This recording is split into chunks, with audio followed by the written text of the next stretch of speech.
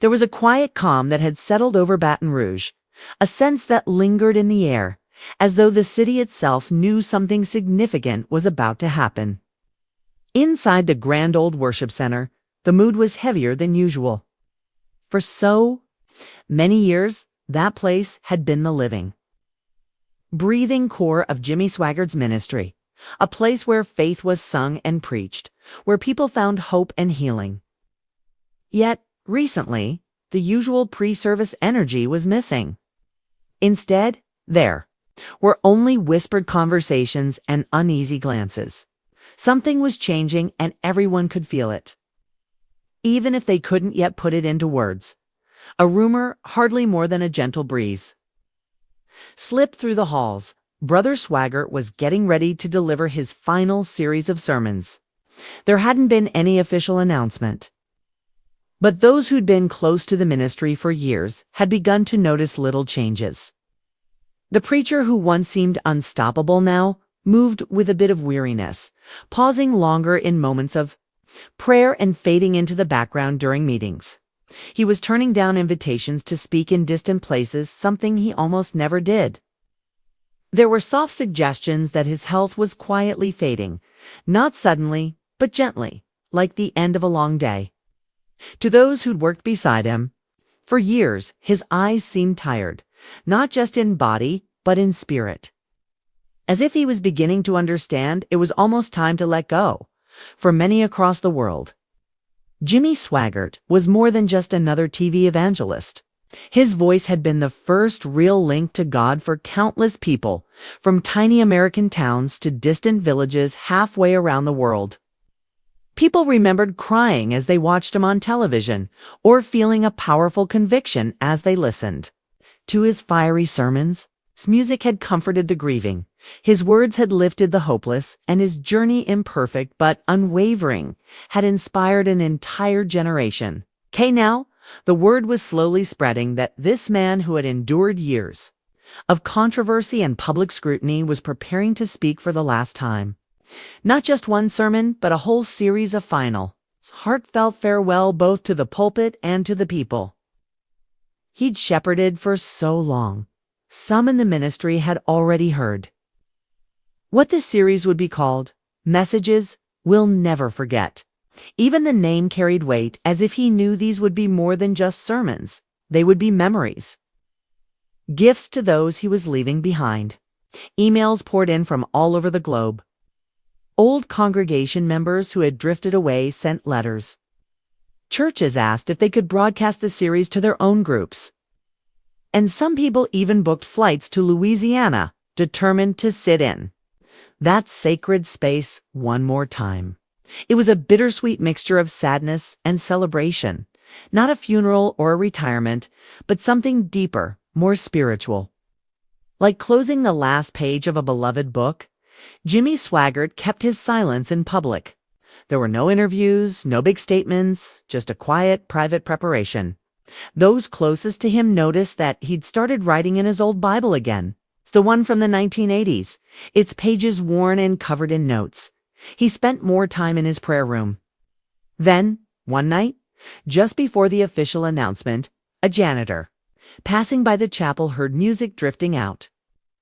It was Jimmy, at the piano, softly singing an old hymn, "I'll Never Be Lonely Again." In that moment, it all felt real. This wasn't just the end of another preaching stretch, was the beginning of a farewell. Sunday morning arrived, and on the surface, everything seemed normal at Family Worship Center. The choir sang with their usual energy, and Donnie Swaggart opened the service with his familiar zeal. The building was packed, but something in the air felt different, as though everyone was holding their breath. After the music and worship, Donnie returned to the pulpit, his voice steady but heavy. He paused, looked at his notes, then at the congregation, and began with words no one was prepared to hear. "Today, we bring you a message unlike any other. My father, Brother Jimmy Swaggart, has asked that we share something close to his heart." The room fell silent. He explained that in the coming weeks, Jimmy would begin his final series of sermons of farewell. Not because he was leaving his faith, but because he felt it was time to pour out the last words from his soul. Gasps swept through the sanctuary. Some people reached for each other's hands. Others closed their eyes in silent tears. This was it. The man whose voice had filled that place for decades was preparing to say goodbye. A video played showing Jimmy at the piano, bathed in soft light. He spoke with the weight of years behind him. "I've given my life to preaching, not because I was perfect, but because I was forgiven. These will be my last sermons as your pastor. Not my last words, God willing, but my last from this pulpit." He smiled faintly. "This isn't a goodbye. So thank you for allowing me to walk with you, to fall and rise with you. These are the sermons I was always meant to preach." When the video ended, the congregation was overwhelmed, not by applause, but by a deep, collective emotion. It felt sacred more than an ending. It was the start of something eternal. The news spread quickly. Christian radio paused its programs to share the announcement. Social media filled with clips of his old sermons. Stories poured in. One woman, on the brink of suicide, recalled how Jimmy's voice on the radio had stopped her in her tracks.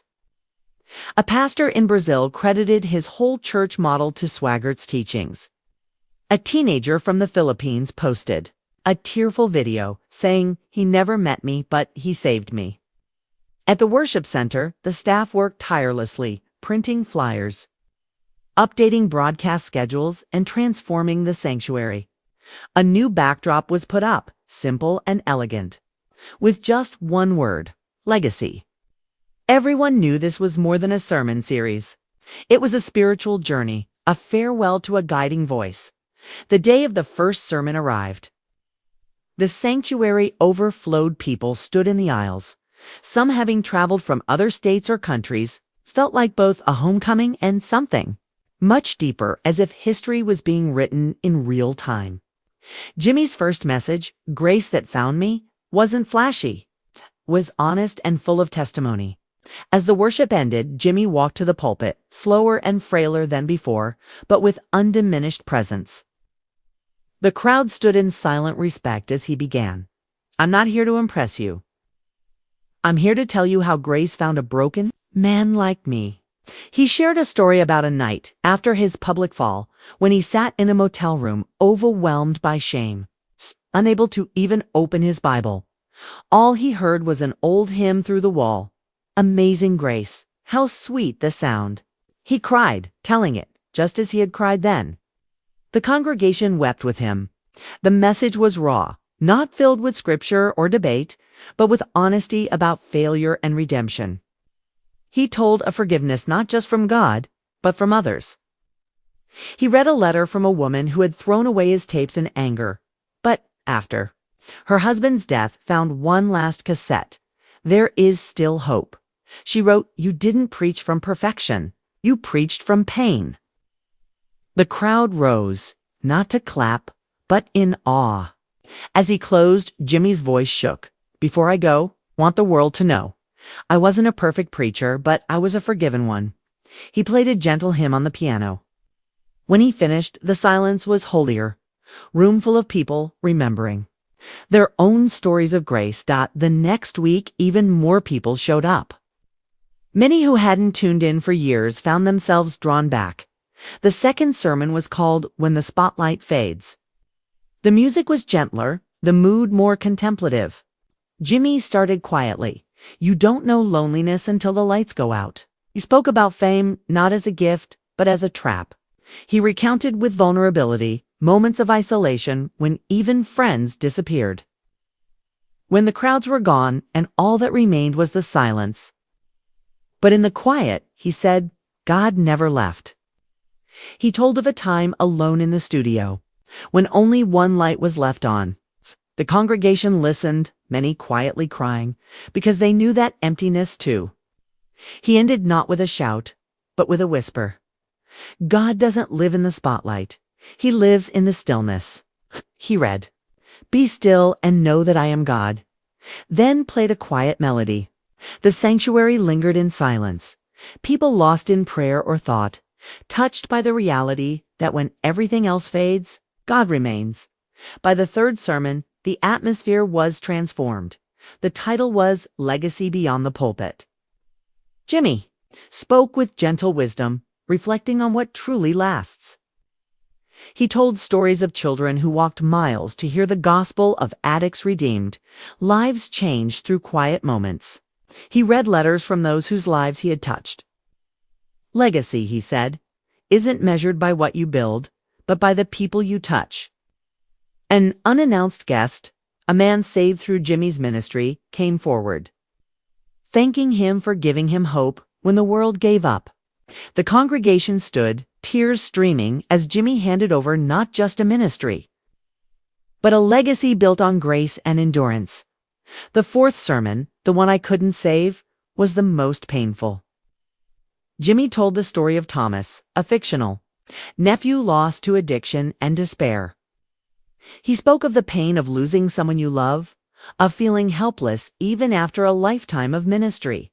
He shared his anger and regret, but also his acceptance. We're not saviors, we're just messengers. He sang a soft, sorrowful tune for every soul that slipped away. That day, Jimmy preached not as a hero, but as a wounded man. And it was those wounds that healed others. The final night arrived, the sanctuary dimly lit, the crowd hushed. Jimmy walked slowly to the pulpit, dressed simply, carrying his old Bible and handkerchief. He spoke tenderly, recalling his first sermon, his mistakes, and his gratitude. He read quietly from the Psalms, letting each word linger. At the end, he stepped forward, arms open, and said, "Jesus still saves." The choir rose and sang, "Blessed Assurance," and Jimmy, eyes closed, whispered, "This is my story. This is my song." And then, quietly, he sat down.